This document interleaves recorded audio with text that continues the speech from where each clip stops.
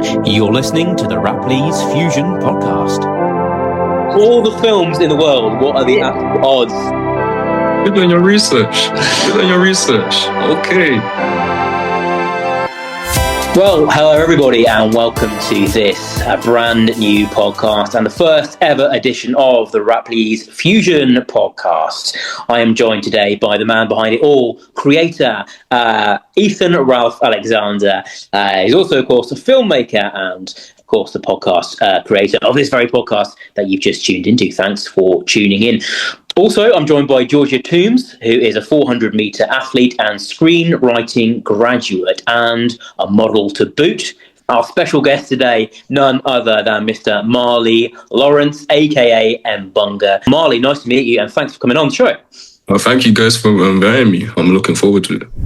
The first question would be, you do acting, you do modelling, you do boxing, and you do music.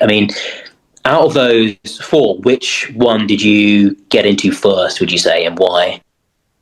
Well, I kind of started around the same time with music. It's been a thing that's been happening. It's just been a reoccurring thing within my family. My dad, he does music. He's a reggae artist. Some people, especially on my dad's side, they like to produce, they sing, it's a lot of songwriting. And that's really where I kind of got it from, really. Acting's also been a thing I've been doing for a while. I went to an acting college called BOA, with Stage and Scream. It's based in Birmingham. And pretty much it's what I've always wanted to do, really. It's always been a passion where I've felt like I've needed to dip my toes into because I feel like I could really, succeed in that basket. And boxing, again, been doing it for years since the age of 8. Having local fights, tournaments, etc. Okay. So at 8, it's a very young age to get into boxing. That's quite impressive. So you must be pretty good then. Yeah, on and off as well. So my last fight, I won by second round TKO. This was last year, February, I believe. But yeah, I'm slowly getting back into it. I'm still training frequently.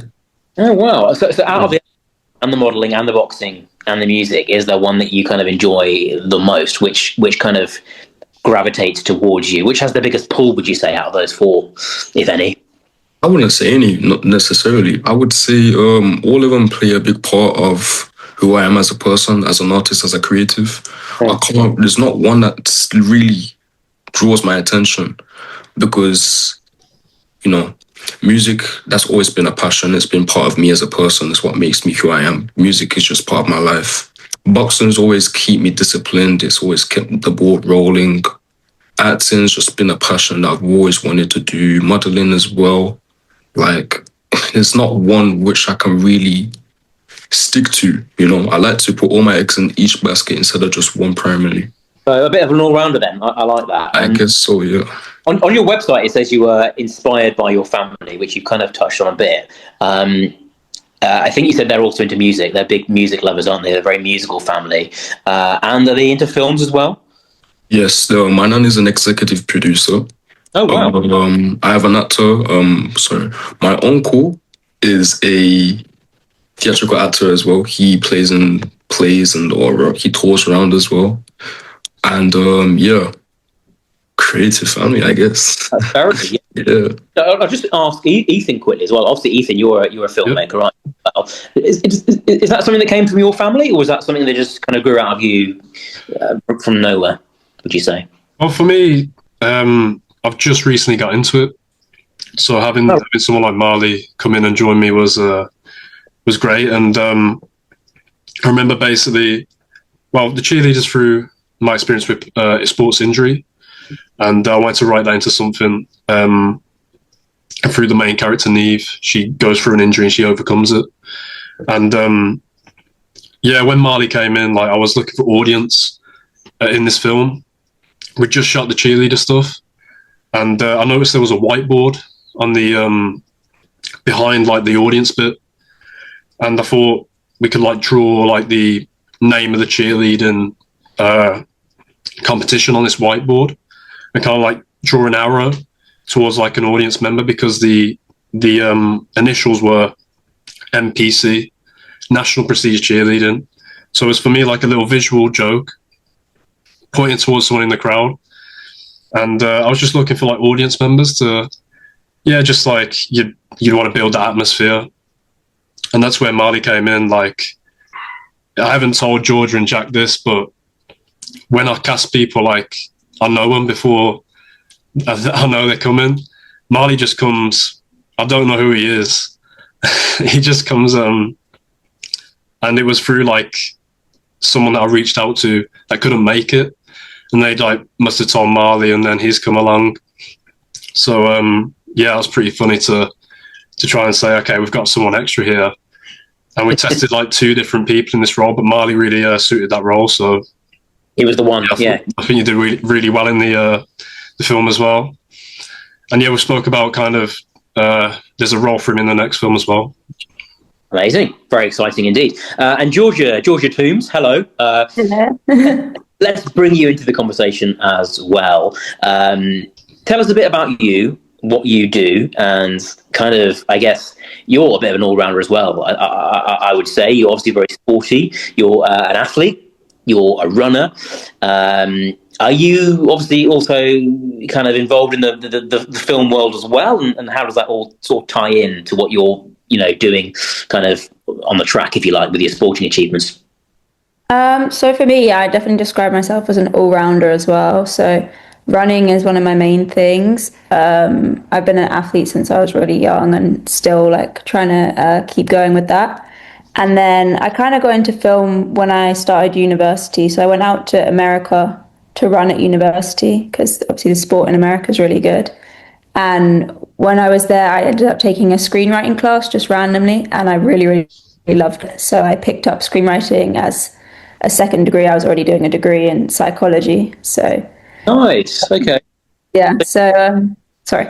You're very much a creative too, and you're a sporting creative. Where I think that's kind of quite rare, actually. Well, maybe not, but I always think that sporty people are very driven. Obviously, in whichever sport they have their discipline in, and it's quite unusual, I think, for them to do kind of side bits in the creative industry. From what I've kind of gleaned over the years, but no, that's really fascinating. So, Marley, back to you. You mentioned earlier about BOA. And you did your performance course there. How much did studying there kind of progress your creativity, would you say? Yes, I would say it had a big impact on my creative aspect in terms of, putting out acting, music, and etc. The course that I did would consist of writing, screenwriting, and acting.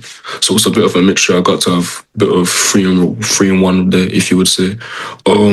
I directed my own movies there, small little projects every now and then for my personal project in the last year. What else did I do?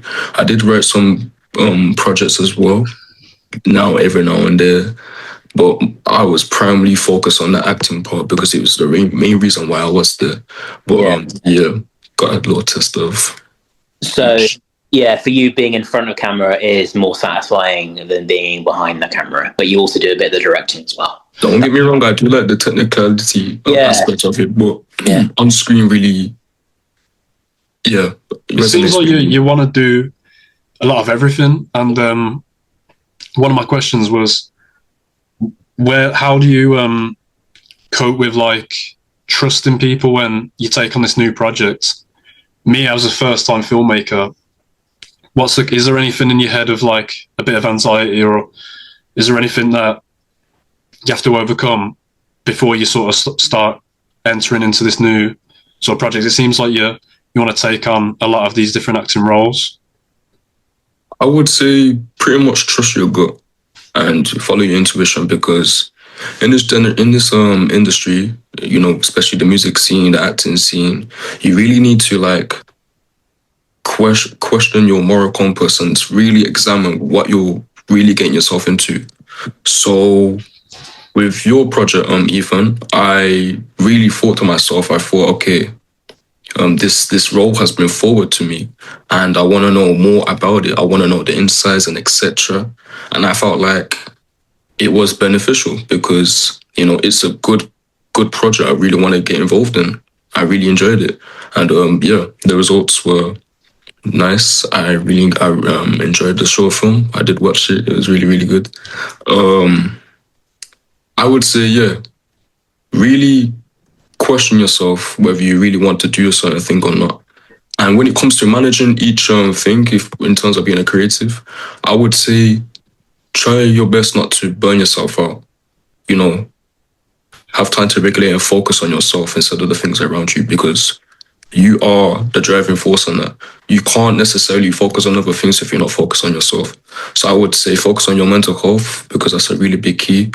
Don't try and overdo yourself as well, because if you overdo yourself, then there's nothing coming out really. There's no creative force being put into reality. So just focus on yourself.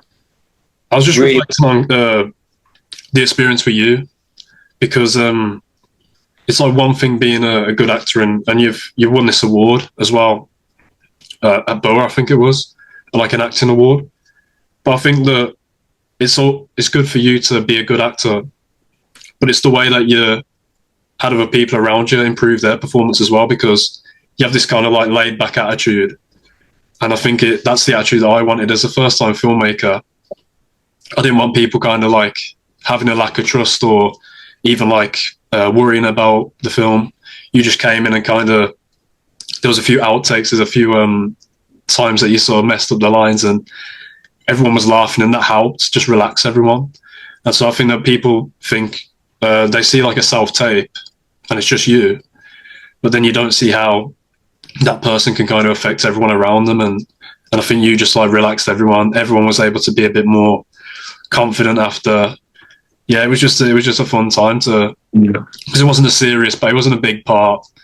But yeah, it was just a fun time. So yeah, no, amazing. I think that's so true.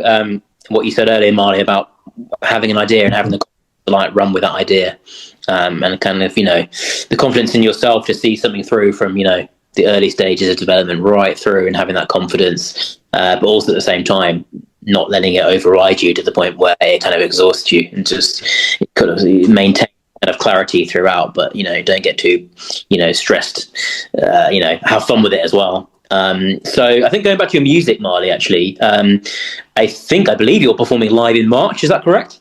That's correct, yes. I guess the question I had for you, I was wondering, how much are you looking forward to it? I'm assuming quite a lot. But how much experience do you have performing live? And do you get nervous? Does it kind of freak you out a bit? Or are you kind of so in the zone that it just takes over you and you just do it with ease? No, I've been performing for quite a while now. Primarily, I was always recording music, never putting music out, just really keeping it to myself as if it was a hobby, if you will not.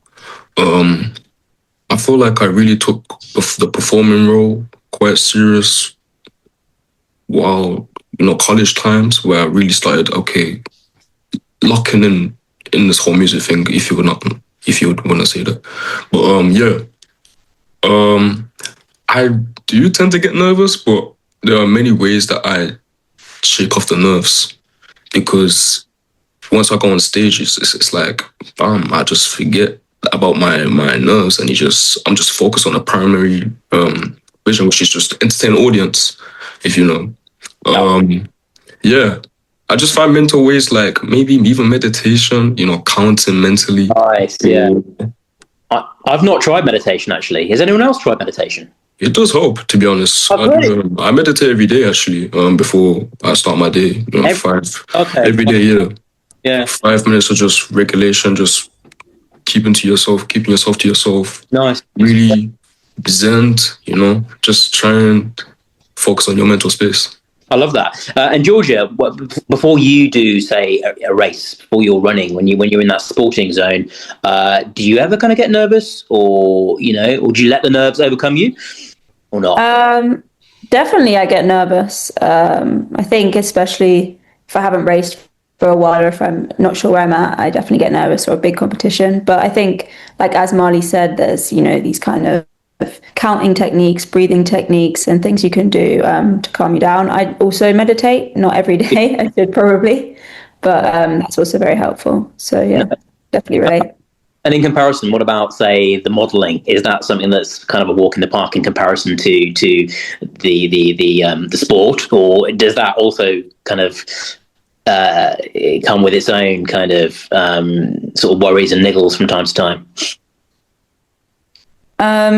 For me, so I haven't done any. I know Marley's doing runway and stuff. I haven't done any runway. I think runway's probably more nerve-wracking. For me, it's just in the studio with the camera. So right. A bit more yeah. Got you. I do agree, Yeah. Nice. Do you enjoy the modelling, Marley? I do. It's been a minute since I've done it. Last time I did it was July or June times. Okay. Yeah, again, I did the runaways.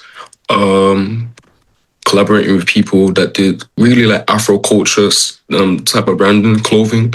Yeah. Well, now I'm just focusing on actual like on-screen clothing branding instead of the whole runaway thing, because it was a really good thing to get into, but in terms of modeling, a thing that I've always wanted to be involved in is just on-screen modeling, just photos and etc. and whatnot. Yeah, that's really where I want to dip my toes into. Love that. Ethan, you ever tried out modelling? Ever been on the catwalk or in the studio? No, we just did a promo shoot with the judges, and the couldn't make it. The blue bow tie judge, but yeah, we just did that to promote the film, and that's my only experience with that. Love that. But yeah, it's interesting to hear Georgia and Marley's experience, and what's the future for you, Marley? And that is there any like dream collabs in that or anything? Dream collabs. That's a good. And don't have to be a realistic answer as well. Just say like, it's like the dream for you. Your realistic might be different to my realistic, so I might sound delusional when I say it. There you go. So,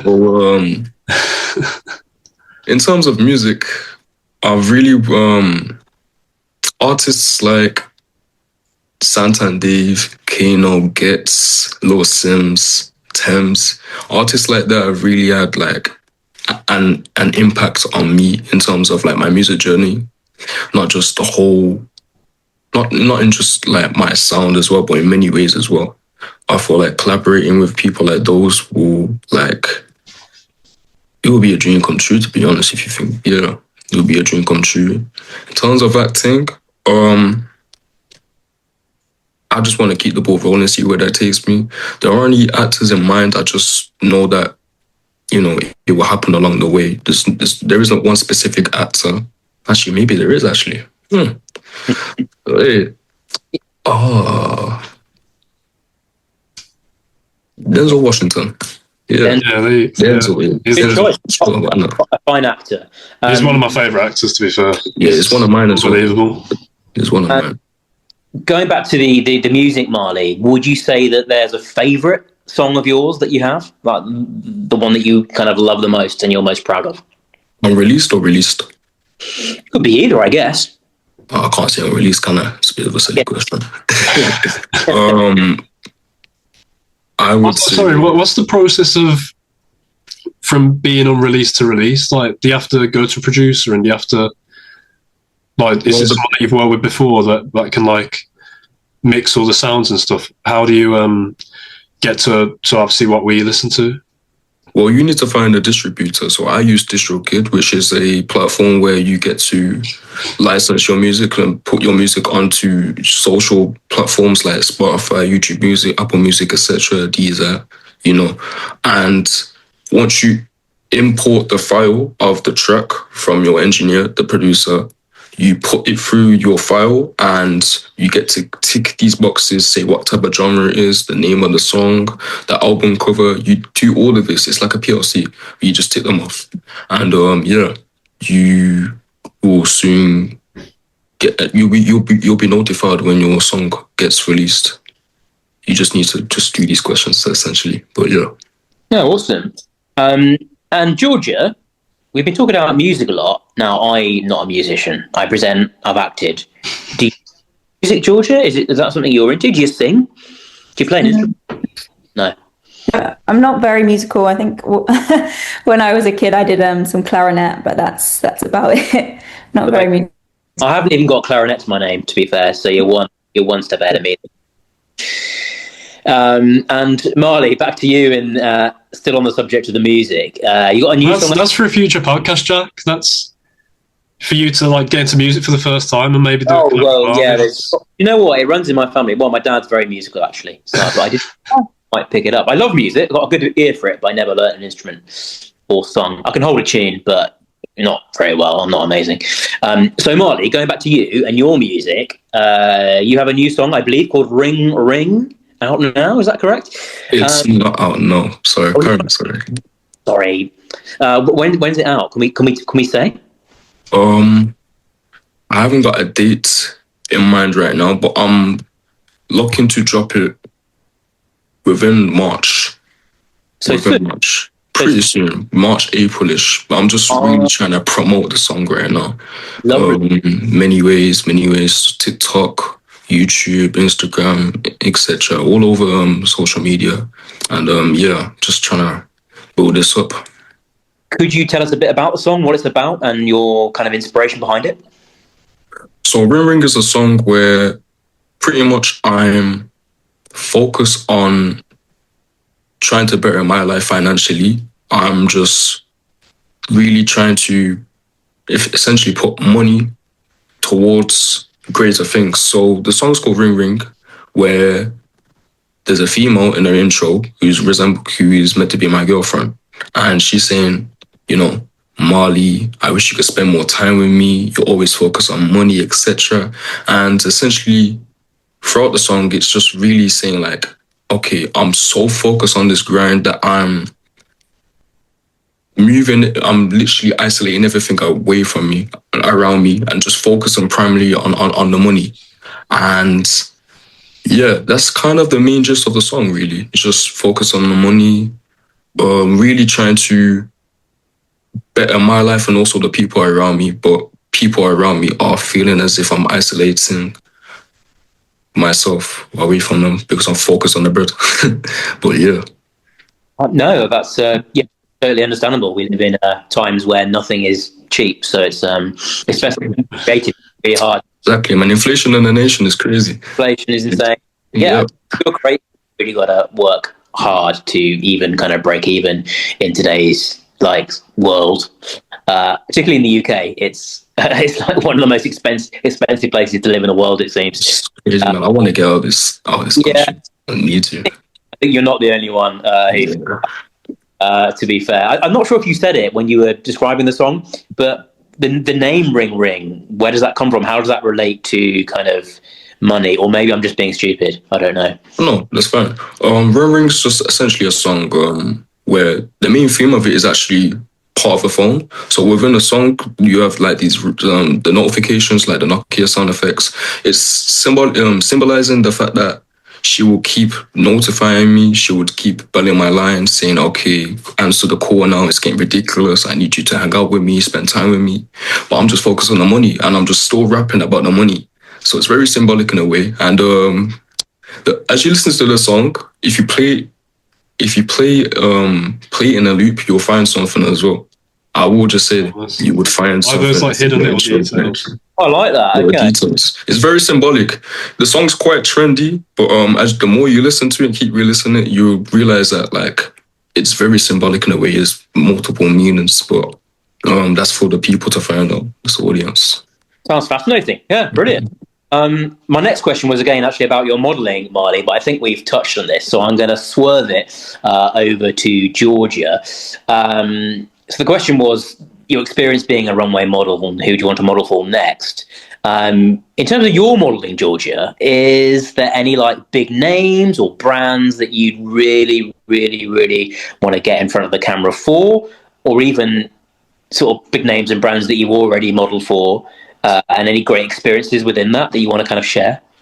For me, I think I really want to get into the sports side of modeling because I'm a sports person, so it just comes more naturally, those kind of shoots. I've done some work with Nike. There was an event in Paris last year that I did, which was a promotional event, which was really fun. It was the breaking 4 mile for Faith Kipyegon, trying to get a world record there. So that was a really cool experience. I think I just really like to work more with Nike, to be honest. Yeah. Oh, amazing. That's so cool. Okay, so Ethan, you are the director of the Cheerleader short film and a writer, of course. Georgia, you are a screenwriting grad, as we briefly touched on earlier. And Marley, you, of course, are an actor. So I wanted to kind of, I suppose, get into the film world and that kind of the creative side of things. I think we talked about earlier when you started acting, but I think you said your favourite actor was Denzel Washington, correct? Was there an actor kind of growing up that really kind of inspired you, or even a director or someone on screen really sort of looked towards? There were a few, actually. One of them were Idris Elba. Okay. Samuel Jackson, Jamie Foxx. Growing up, actually, thinking about it, I kind of really got into acting through, like, MCU, the DC films, and then from there I started taking interest in different films like fantasy, sci-fi, drama, even soaps as well on TV. That's pretty much. So a real kind of wide range of genres then, kind of anything you you absorbed really, and you kind of, I guess, really took inspiration, from who and what you were seeing on screen. That's really interesting.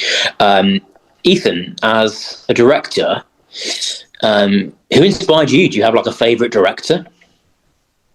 Yeah, definitely. The biggest style was Edgar Wright, and his films like Shaun of the Dead, Hot Fuzz, and the Cornetto trilogy. And that's something hopefully that I can do, with like Marley and people like Georgia as well, and even in yourself, Jack, is like do a trilogy of films, and The Cheerleader is just the first film. I love that. Can you tease any more about the trilogy? Will it be within the same? Yeah, well, I remember speaking to Georgia about having a kind of like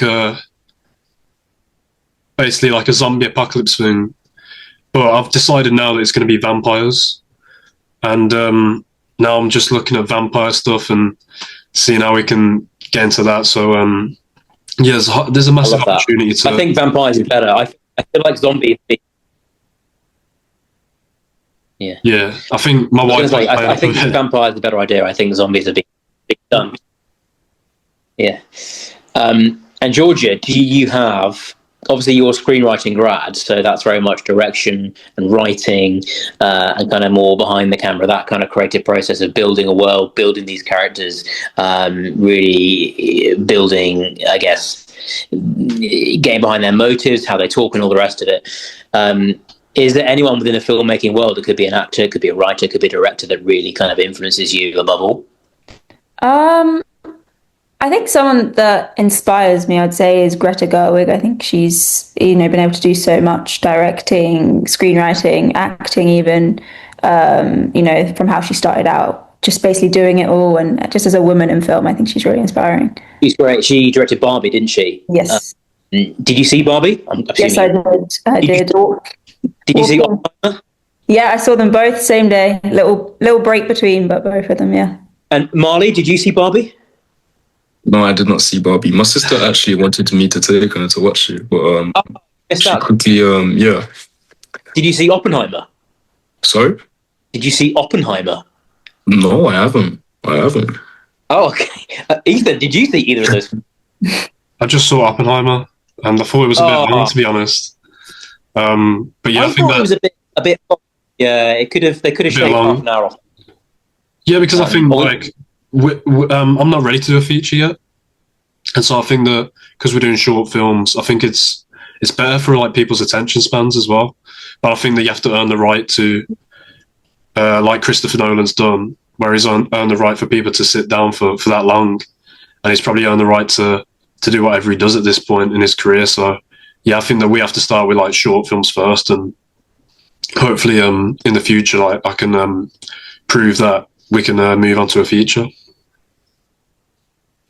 Yeah, I think that's very well said. And Marley, when you're not kind of doing your music or you're performing, what do you enjoy doing in your free time, kind of away from those creative projects? What do you love doing? I like going on runs. Like watching films, really try and better my craft as well. Pretty much like my relaxations are pretty much my hobbies as well, and everything I'm doing, because I've fully evolved my life around music and acting and all these stuff that are really making me, my drive. I just feel like it's just become not only as if a job, but also part of my lifestyle. A relaxation, if you might. Yeah. So you actually find creativity relaxing in its own way? Yeah, 100%. That's interesting, because I find it quite stressful. I mean, it is subjective in its own way, isn't it? Yeah, I love it, but I always feel like it's kind of work. I always feel like it's work. Georgia, what do you when you're not on the track, or what do you like to do in your downtime? In my downtime, I like to watch films, watch TV. I also like to think of stories, write stories. Yeah, I do like to be creative as a way of relaxing as well. I think sometimes it can be stressful, when I'm doing assignments for university, like you've got to write this, that when there's deadlines on it and pressure on it, I think it can feel stressful. But when it's just coming from a love for it and just doing it freely, I think it's really fun. I love that. Ethan, same question to you. Right now, just thinking about the next film, and Jalen's going to be a big part of the next film as well, which was plays like Marley's girlfriend in the cheerleader. Okay. So she's coming back, and I think that you two had it just worked well together. And as I said, we had a few options. Like my thing was just like to have an audience in the film, but then you have to kind of like think about who plays who and kind of thing. So Marley basically got a acting role there, but I kind of put the lines to each character there as well to kind of balance it out. But yeah, I hope that answers the question. Awesome. And Marley, looking at the cheerleader, do you have like a favourite moment from that film? It could be either a scene from the film or something that happened on set that you think, oh wow, that really kind of made that experience for me. I wasn't there to see it, but the kidnapping scene was so hilarious. I found that so hilarious. The whole process as well of the audience watching the cheerleading, that was fun to do as well. Yeah, that was really fun. I think I enjoyed the whole thing, but that kidnapping scene was, I found it hilarious. I love it. Yeah. Cheers, Georgia, how about you? Yeah, I mean, I really enjoyed watching it. I think as well the kidnapping scene's got to be funny, and I also liked the jokes with the judges being blind and everything. It's a funny film. The whole vibe. And Ethan, as a director, any bit in the film that really stands out as being your favourite? And I suppose, conversely, any bit in the film that you think, that could have been maybe done differently, slightly better? I don't know how critical you are of your own work as a director, but when I direct things, I'm always like hypercritical. I suppose like the best and your least best bit of the film. Well, you've genuinely like just covered both of those answers. So the one thing that I'd want to improve was the kidnapping thing, because we actually only had 2 hours to do that. And so a lot of it was kind of, it had to be kind of saved in the edit, and that's where the strength, optimism, patience came in. Actually, to try and save it and kind of color code with the judges and red, white, and blue. I just noticed some flags out on the street and kind of put it into the film. So that is a surprising theory. It's your favourite part, but that means a lot because I went for humour, and I think that came natural to some of the actors in there, like Rupi, who played the blind judge, and Marley as well, who is probably my favourite part. And I'm not just saying that because you're here, but I think that the way they just enters the frame is kind of what I wanted to. In a short film, you got to kind of be snappy, and the transitions have to be kind of so. One of the other favourite things for me was the postcard of like it kind of comes down and then you're into the next location really quickly, and it was just similar to that in like you see like the poster and then it kind of blurs and then you have Marley jump in front, which I think that was my favourite. Yeah. There's nothing. Shit, bro. And I'm definitely critical of my own stuff. Like, so when people say they enjoyed it, it just means a lot. And what about you, Marley? Are you a self-critic? 100% have to be.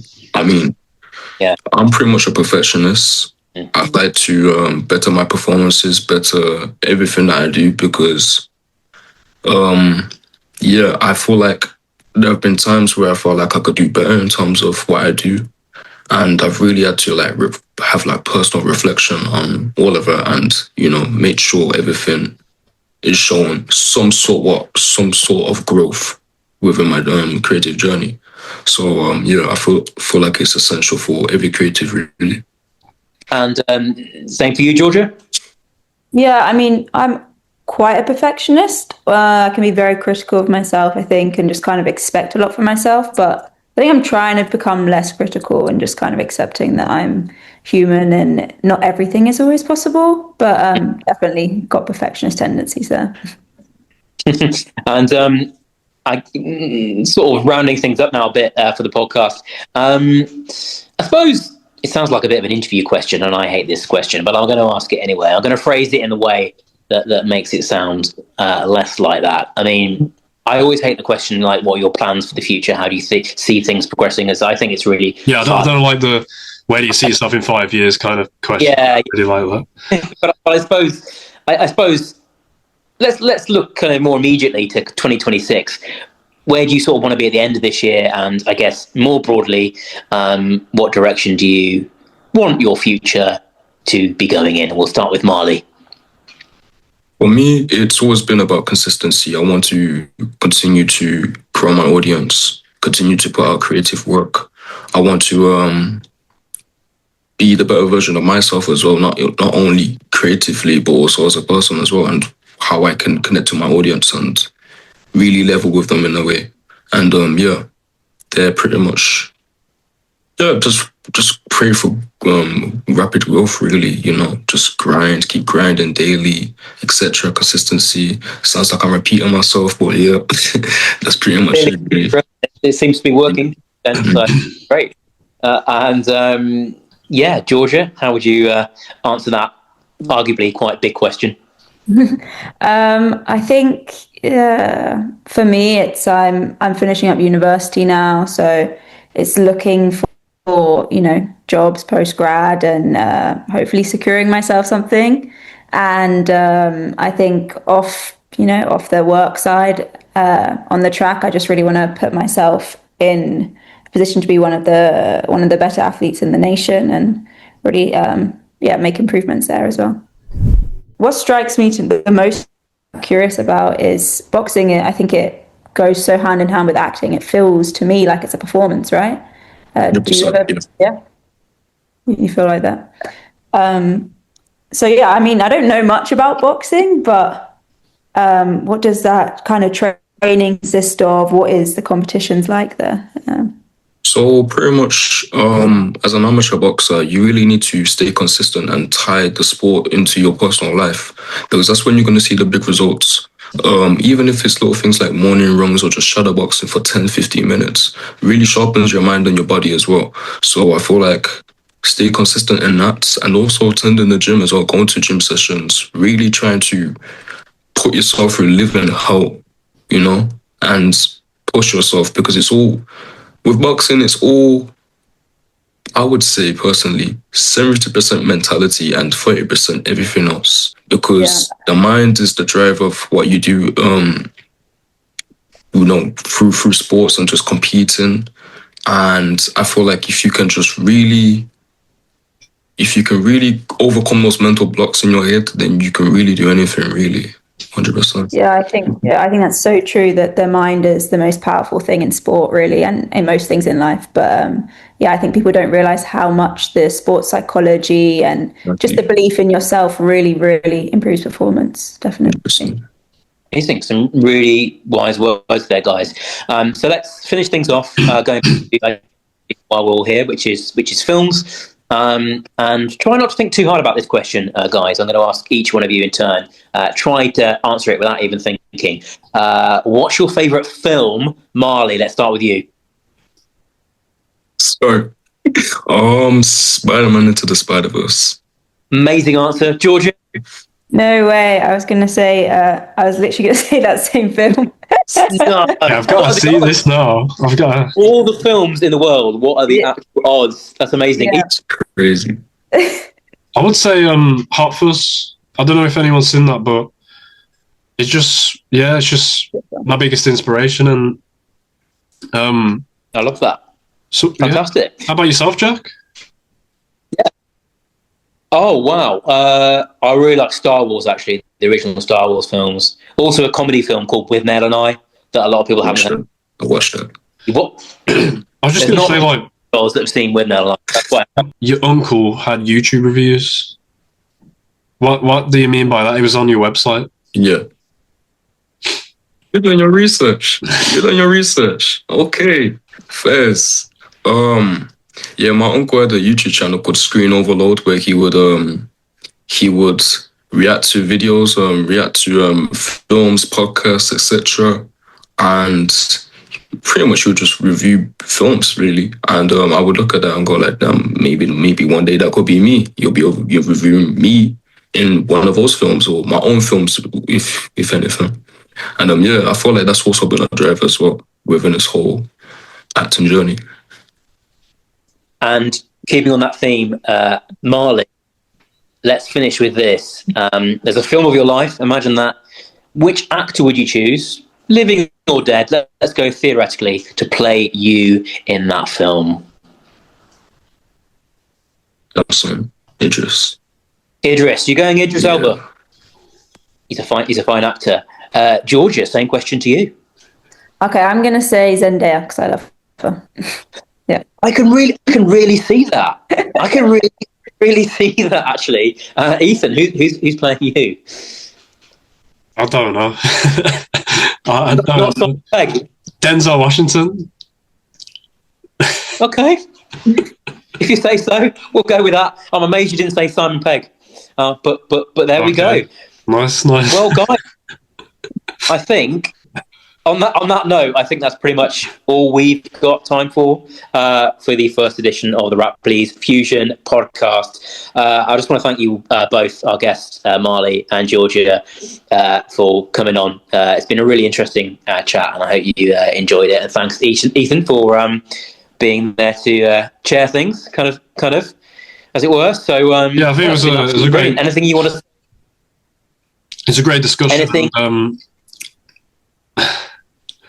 Yeah, it's really exciting to see Marley's. He's got a lot of things going on for him, and like I have listened to his music, and I think I'm excited to hear more. So yeah, we're all looking forward to hearing Ring Ring, and is there any like advice that you'd have, maybe for people that are trying to get into like something like Boa as well? How did you get into Boa, and like have you just got any advice for people? I know you're young, but maybe thinking like a bit younger as well, for younger people. Well, for Boa, it took you're 100%. For Boa, it took a lot of time for me to actually dip my toes into that, because since young, I've always had this thing where it's like I've always wanted to do something, but I don't know how, mainly because of a lack of confidence. And that's definitely been a thing where it's definitely something that I've built up over time throughout the years of, this whole creative craft.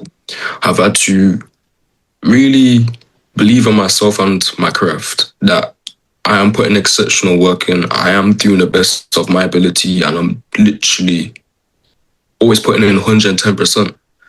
I would say stay consistent, believe in your craft, and don't make anybody's perspective of your work get to your head, because that will be the end of your journey, essentially, because it can really knock off your confidence, make you have a lower self-esteem, and that's the last thing anybody wants, really. So really believe in yourself, keep grinding, and yeah, there will be results. And I'm literally doing that right now as well. So we can all work together, really, keep doing this, keep going along this journey. Yeah, that's great. Amazing advice. Yeah, couldn't agree more. That's really well said. So, guys, it's been an absolute pleasure having you both on the show. You've been really interesting to talk to, and I've really enjoyed what you've had to say. Some real words of wisdom, actually, from two people of such a young age, really. So it's been great, hasn't it, Ethan? It's been absolutely fantastic to learn more about you both as well. So thanks so much for coming on. Thanks for listening. Yeah, thank you for inviting me as well. Really enjoyed it. Thank you, man. Yes. That's it this week on the Raplyz Fusion Podcast. Thanks to Marley Lawrence, Georgia Toombs, and Ethan for chairing it. We'll see you next time. Bye.